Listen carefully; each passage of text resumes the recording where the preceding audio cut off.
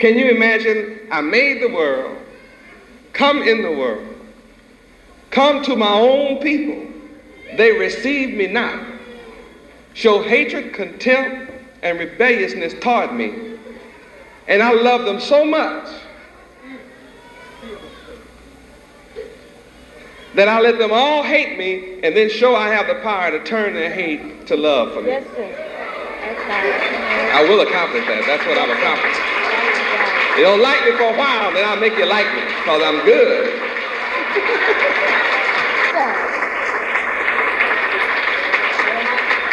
I am the compassionate one. Yes, sir, philanthropist. It requires a great deal of compassion and love to come to help somebody that is expressing hatred towards you.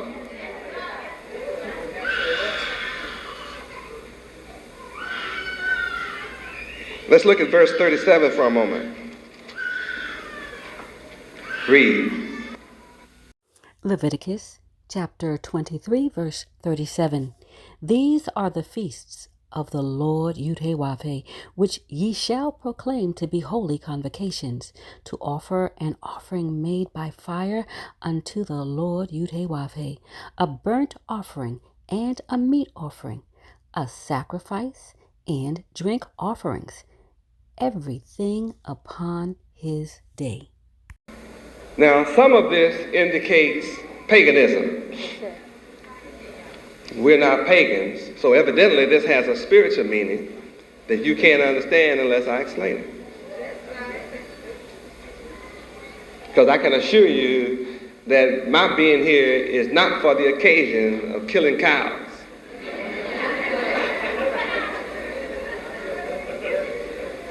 They're already killing enough cows. Besides, you don't own any cows to kill.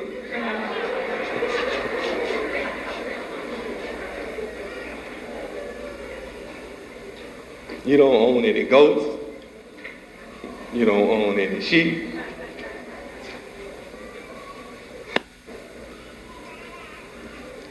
So if the Creator requires you to sacrifice an animal, you wouldn't be able to do your sacrifices.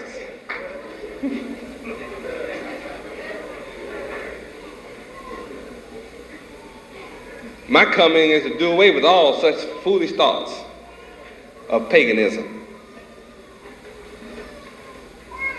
The point is, I'm here to proclaim the holy convocations.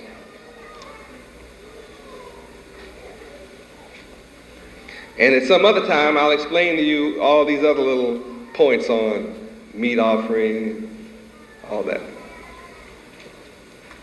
Let's take a look at verse 14. Read. Leviticus 23, verse 14. And ye shall eat neither bread, nor parched corn, nor green ears, until the self-same day that ye have brought an offering unto your God Yahweh. It shall be a statute forever throughout your generations in all your dwellings. Now, I can show you what the offering is. Let's go to Deuteronomy chapter 16, and I'm going to let you read the offering you have to bring.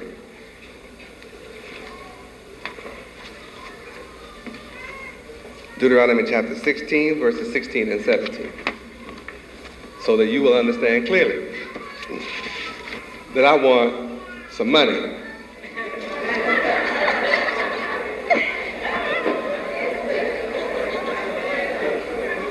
I want to clear the debt. Gold, I want gold, silver, and money. 3 times a year minimum. And you can't say you believe in the law and don't bring it. You can talk all you want to talk, but the proof is you bring me some money. Before I came, you could hide out and say the Lord will understand.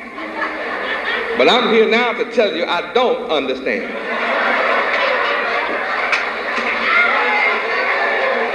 All I understand is you bringing me some money. A whole bunch. You're supposed to come to the Feast of Tabernacles, all 3 feasts, loaded with money, and spend every dime of it here, having a grand time. You can't have fun till you spend all your money. It's boring when you have money in your pocket, weighting you down.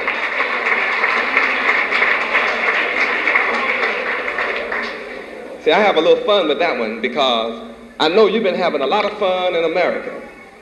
And you've been broke ever since you've been here. You're not happy until you give this country every dime you have. That's right. You're not happy until you owe everybody in America. You want to owe them all you can owe.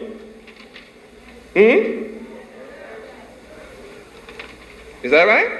Some call it credit. Other folk call it debt.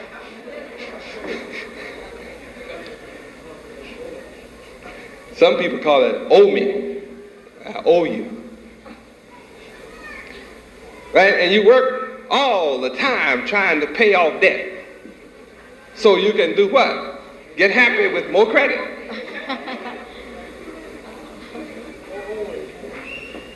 You don't seem to be happy unless you owe somebody. I'm here to fix your life where you won't have to owe anybody ever again by simply keeping my laws. Now you can't rob me and be blessed too. Let's read Deuteronomy 16, 16, 17, then we might go to Malachi. Read. 3 times in a year shall all thy males appear before the Lord thy God, Yahweh, in the place which he shall choose, in the feast of unleavened bread, and in the feast of weeks, and in the feast of tabernacles, and they shall not appear before the Lord Yahweh empty. Verse 17. Every man shall give as he is able, according to the blessing of the Lord thy God, Yahweh, which he hath given thee. Praise Yahweh. Praise Yahweh. That's the law. Knowing in advance that you must meet God 3 times a year with your pockets full means you will be industrious. You won't try to be a schemer, or a slickster, or a bum, or a freeloader. You will get it and have it. Spend it with great joy. And I'll have plenty of jobs waiting on you when you go back home. I'll even have an extra one. You can even have 2 jobs.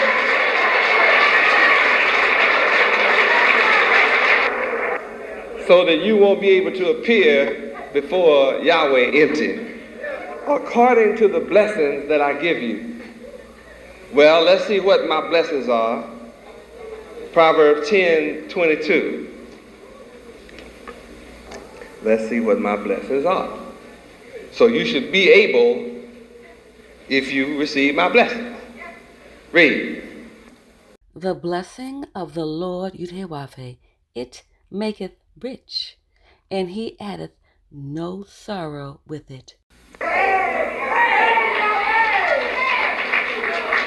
Now, it's no way for a blessed one of Yahweh to have empty pockets. Rich people have deep pockets. And if you're not rich, then you need to come and let me introduce myself to you.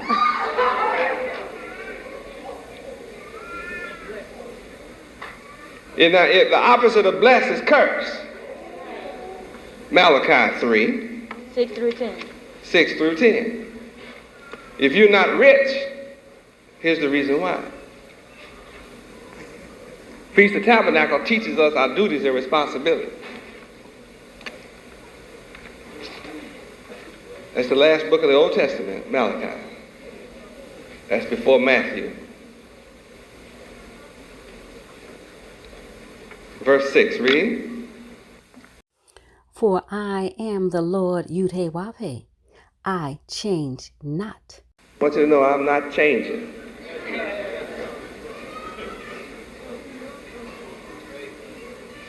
I am Yahweh ben Yahweh, and I change not. And you are the sons of Jacob. That's the only reason you have not been consumed, because you're the sons of Jacob. Otherwise, you'd be consumed out already. Because even from the days of your fathers, you have gone away from my ordinances and my laws, and you have not kept them. You want to be rich? All you have to do is return unto me. And if you return to me, I will return to you.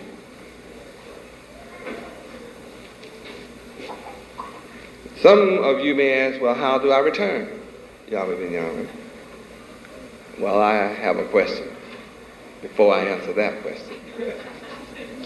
Will a man rob Yahweh? Yet you have robbed me. But you say, how have we robbed you, Yahweh?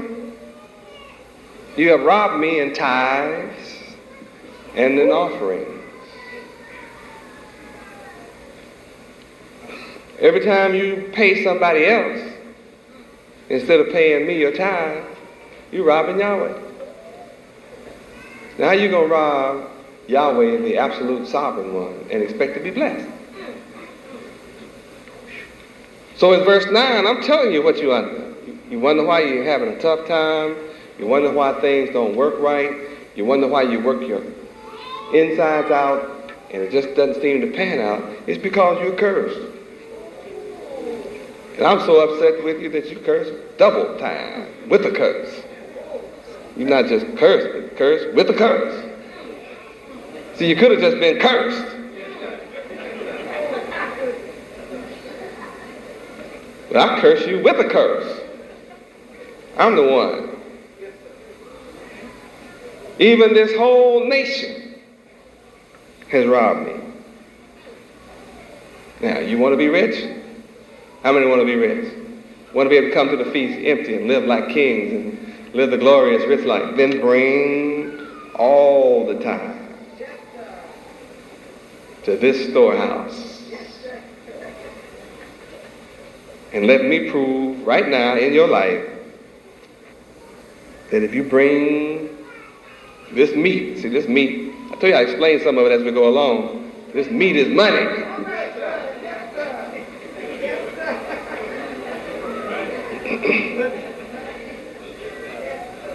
You want meat in your house, then you should want me to have meat in my house. It should be meat in Yahweh's house, in the sovereign's house. After all, the meat belongs to me too. All the meat is mine.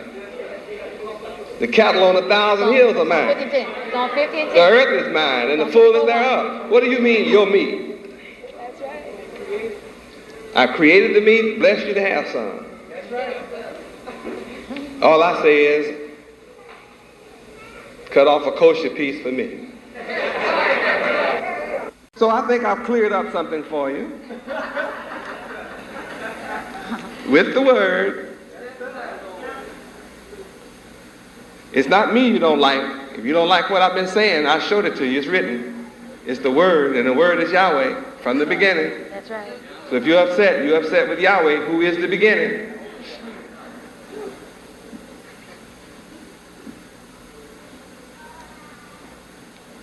It's a blessing to live with God.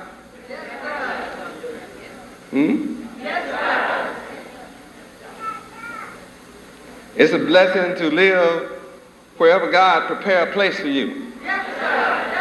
It's better to pay God than pay an enemy of God. You say you love God, and then you pay an enemy of God. Woo!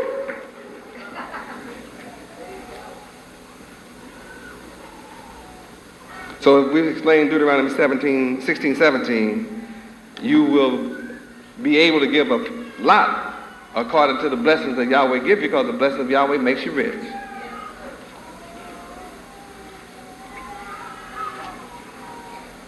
That means you are born to be sovereign yourself. I am come to make you sovereign. I'm come to give you the power to be sovereign. I am come to give you the supreme power to rule forever.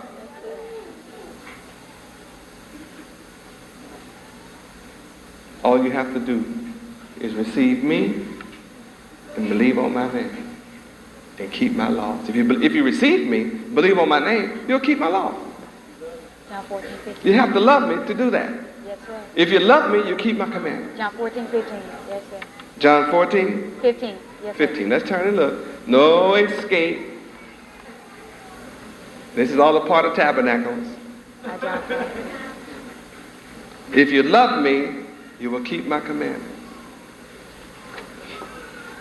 Read. If ye love me, keep my commandments. It's not an option. Let's turn to Exodus chapter 12, verse 6.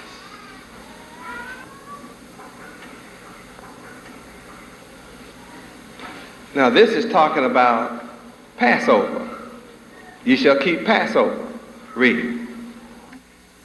And ye shall keep it up until the 14th day of the same month, and the whole assembly of the congregation of Israel shall kill it in the evening. Point is keeping the Passover. Verse 14. Let us read. And this day shall be unto you for a memorial, and ye shall keep it a feast to the Lord Yahweh throughout your generations. Ye shall keep it a feast by an ordinance forever. Exodus 13:10.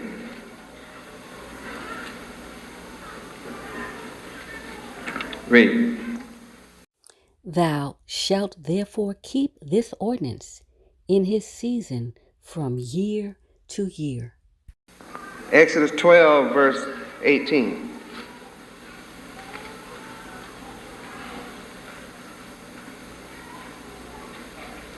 Talking about keeping all the ordinances of Yahweh. Read.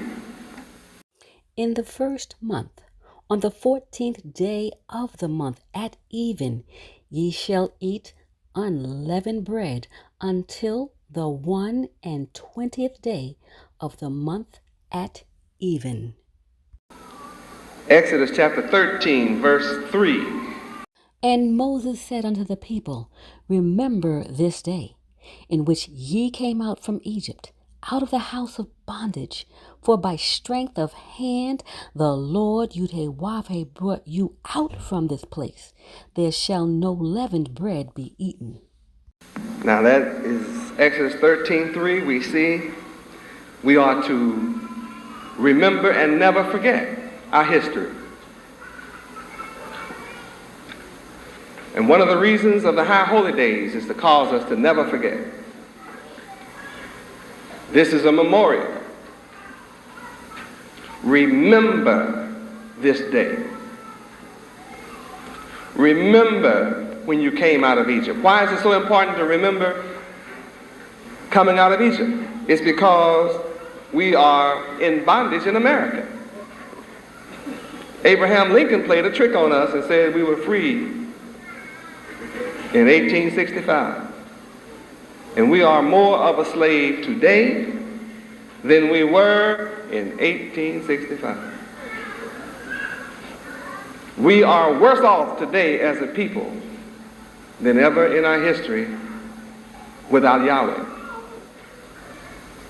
The only people with salvation are those who have returned to Yahweh. The only hope of salvation are you who have received Yahweh ben Yahweh as your Savior, Messiah, Redeemer, reformer. All others of our people are in a state of despair and hopelessness at this very minute. Now, America is a much more scientific enemy than Pharaoh was in Egypt.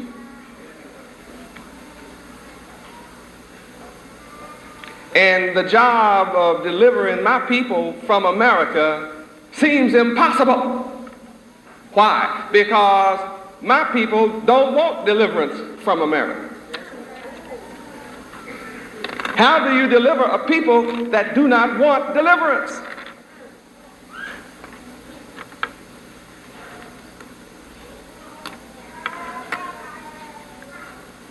The only people that could want deliverance from America are those of us who have been resurrected into the knowledge of Yahweh. And some come here and put on white and pretend they have been resurrected. Some just come and pretend they've been resurrected without putting on white. But are in love with all that wicked America stands for. As long as they believe we're going to stay in America, they're happy.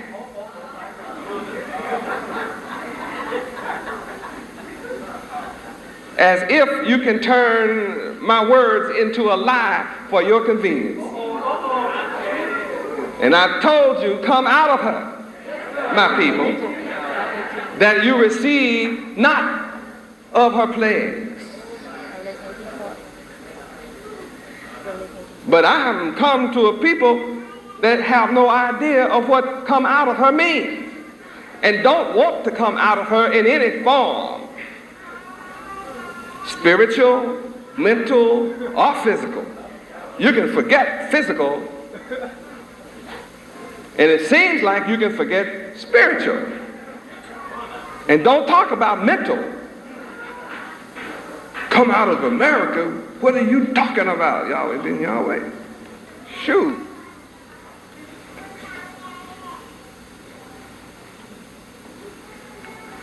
You mean I got to leave my house? You mean I have to forsake my house, forsake my mother and father and sisters and brothers, and forsake my families and forsake lands? Yes, blessed are they that forsake their lands and houses and family and children. You're the blessed ones. Yes, sir. Yes, sir.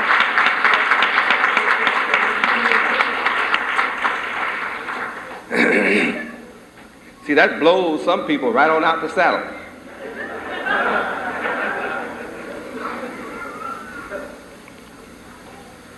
There's no need to ask somebody to leave their physical house when they have not forsaken that house spiritually. And unless you spiritually forsake houses in America and land and property and what you think is a family, you're doomed with America. You're doomed to suffer the plagues. When you forsake, it means that you abandon your worship of materialism. And that does not mean you won't have materialism, but it means that you change gods.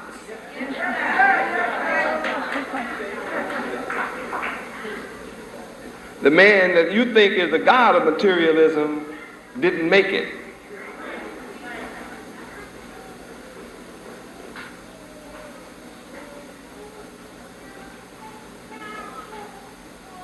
Man did not make the material that automobiles are made from. I did.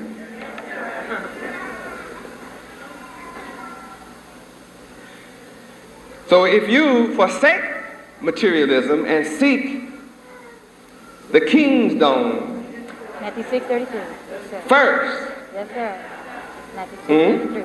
Yes, sir. because this is where heaven is, right here. In the king's dome. If you seek the king's dome first, the divine mind of God, Yahweh, if you seek the divine mind of Yahweh, then all things will be added to you eternally. You won't have to worship another people to get material things. You worship your own Creator, Yahweh. Worship your own Father, Yahweh. And I'll bless you with, I'll just add everything you can think of and that which you have not thought of. I'll add it all to you eternally. That's why I have manifest the material power that I have thus far. Is to show you that I don't have to do wrong and wicked things to be rich. I'm showing you that you can do righteousness and yet be rich. You don't have to be an immoral businessman to be rich. I'm demonstrating you can be a righteous man and be rich and sleep every night, knowing that you've been good to everybody.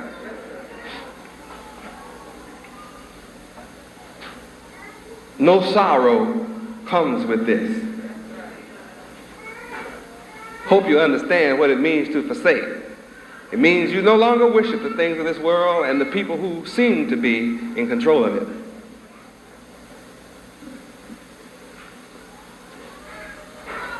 See, it's not just white folk that own and make material things.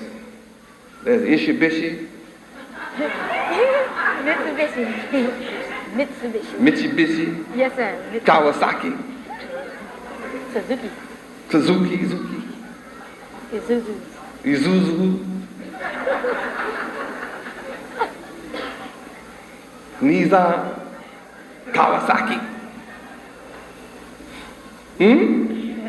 I guess you're going to worship them now, right? Sony. See, I speak a lot of Japanese, you notice? You didn't know I could speak Japanese. I can say more than sayonara.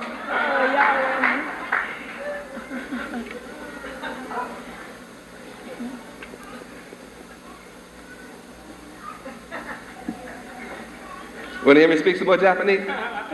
Kawasaki. Mitsubishi Kawasaki.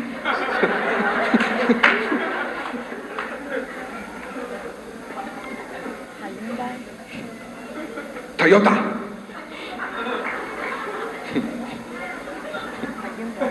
See, you speak a lot of Japanese. I guess you're going to worship them next.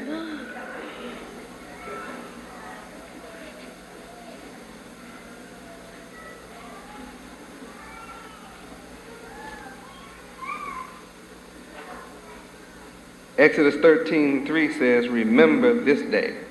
Remember when you came out of Egypt. Remember when you came out of the house of bondage. It wasn't your doing, but it was by the strength of the hand of Yahweh.